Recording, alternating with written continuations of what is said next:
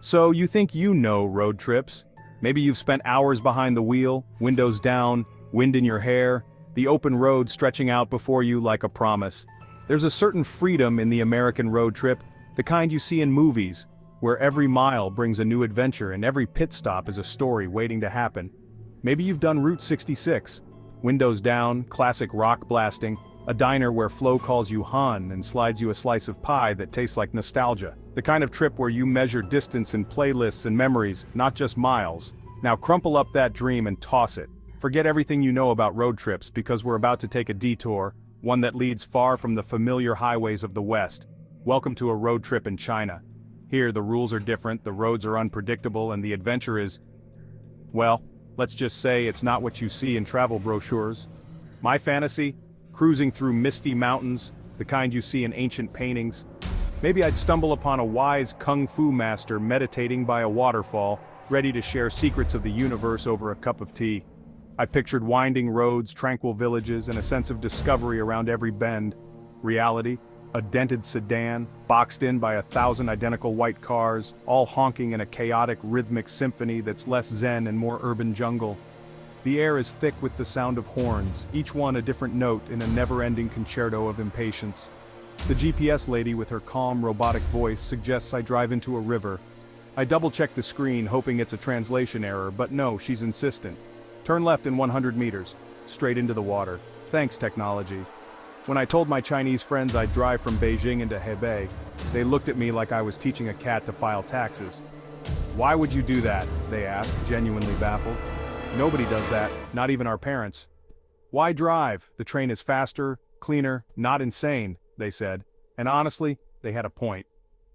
The bullet train glides across the country at lightning speed with plush seats and Wi-Fi. It's the sensible choice. But where's the fun in sensible? But I wanted the real China, the one between bullet train stations. The hidden villages, the roadside noodle stands, the unexpected moments you can't schedule or buy a ticket for. I wanted to see the country at ground level, 1 kilometer at a time. Instead, I got boxed in by honking cars. The traffic here is a living, breathing organism, and I was just another cell in its bloodstream, swept along whether I liked it or not. Here, honking isn't anger, it's a language. It's how drivers communicate, negotiate, and sometimes just announce their existence to the world. A short beep, don't merge into my soul. It's a gentle reminder, a nudge, a way of saying, I see you, but please, let's keep our personal space. A long blast. The light's green, are you napping? It's less about anger and more about efficiency. Time waits for no one, especially not at a busy intersection. I was illiterate in this new traffic dialect. Every honk was a mystery, every gesture a puzzle. I felt like a tourist in a land where the only language was the sound of car horns.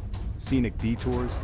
In America, it's for the world's largest ball of twine or a giant fiberglass dinosaur. You pull over, snap a photo, and add another quirky memory to your collection. In China, it's because the highway closed 10 minutes ago. No warning, no explanation. Suddenly, your carefully planned route is a dead end, and your GPS is as confused as you are. Suddenly I'm dodging 3-wheeled farm vehicles built from washing machine parts and pure determination. Every vehicle is a testament to human creativity and a new obstacle on my path. Plans in China? Just polite suggestions. The real itinerary is written by the road, the weather, and the whims of fate. The real adventure is what happens when the plan inevitably goes wrong, which it always does. And that's when you discover the true spirit of travel. Not in the perfect moments, but in the unexpected ones when you're lost, laughing, and learning to let go.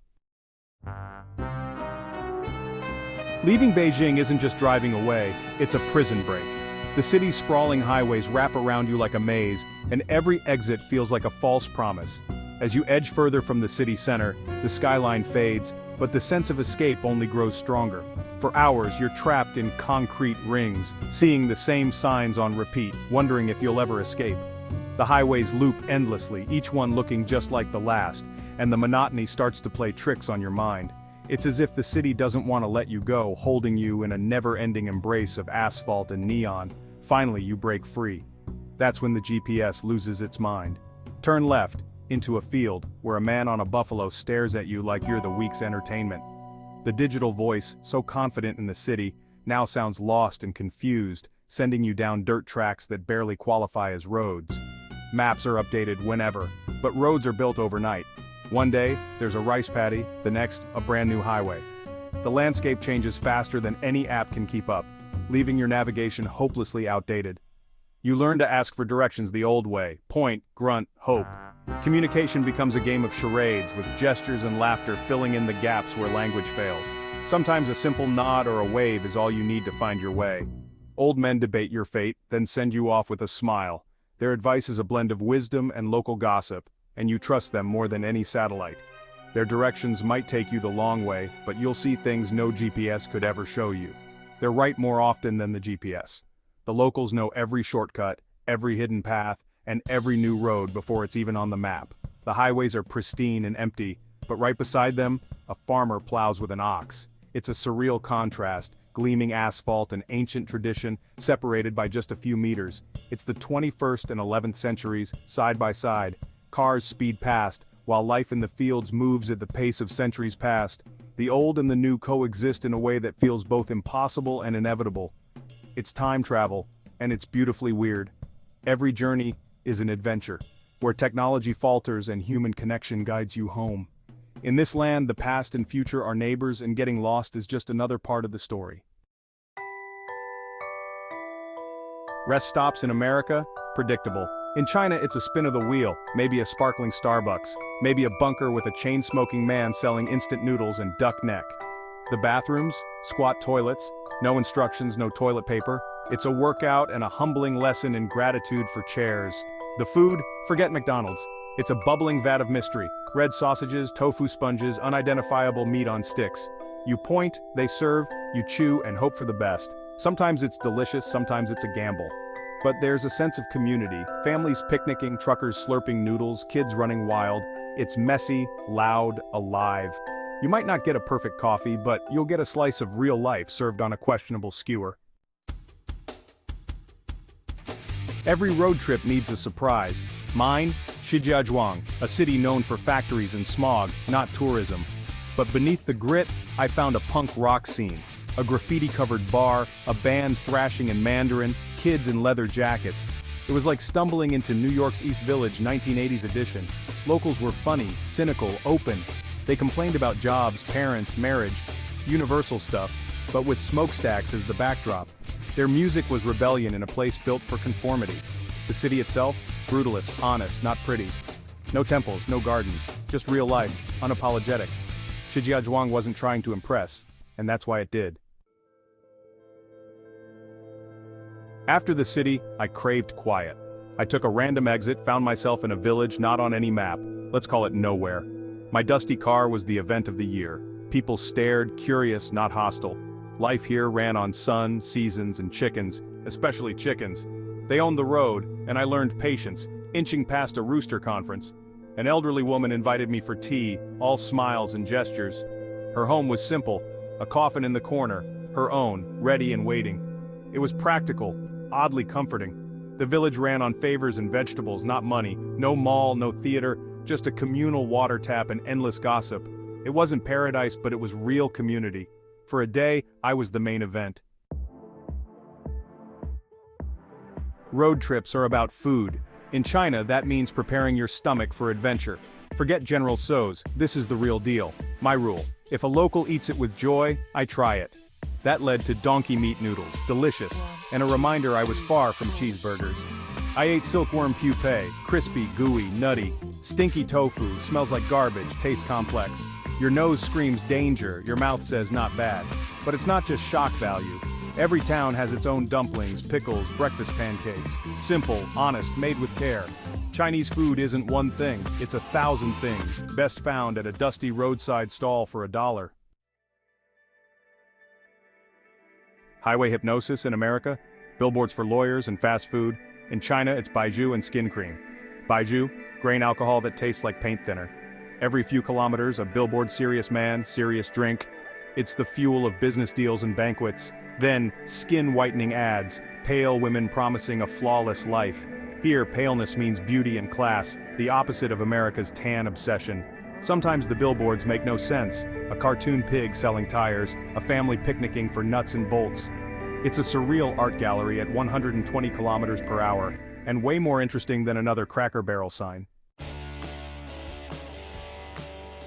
A road trip is about people. In rural China, my car was a social event. Crowds gathered, always asking, "Where are you from? How much is your car? Are you married?" One night, businessmen adopted me. Dinner, endless baijiu toasts, then KTV karaoke. These serious men became rock stars, belting ballads with tears and zero shame.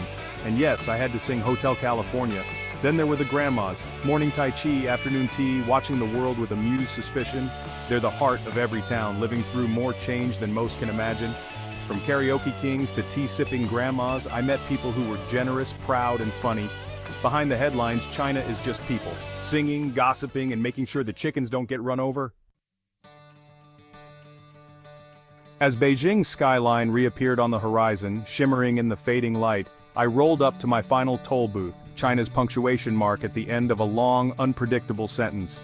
Each toll booth felt like a checkpoint in a story, marking the chapters of my journey, and this last one was a reminder that every adventure, no matter how wild, eventually circles back to where it began.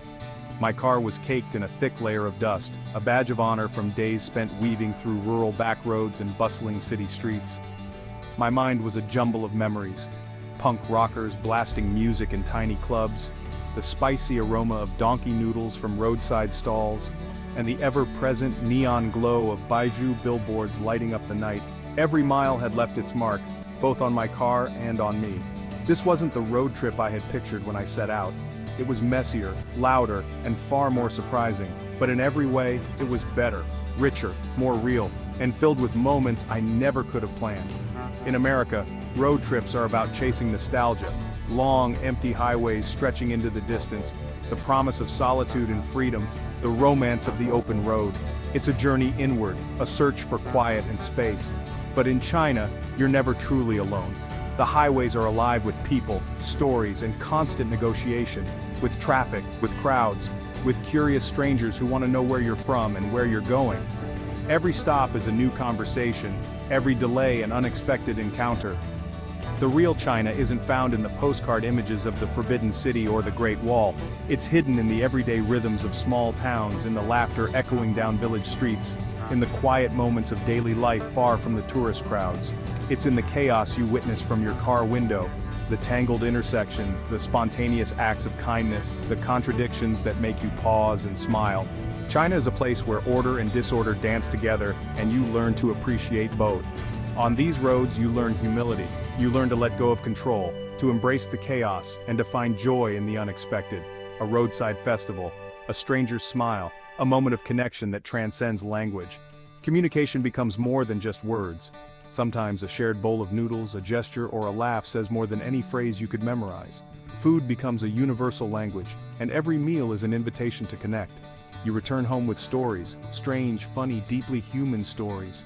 You realize the world is far bigger, stranger, and more wonderful than you ever imagined. And you carry with you the sense that, out there on the road, you found a piece of yourself you didn't know was missing.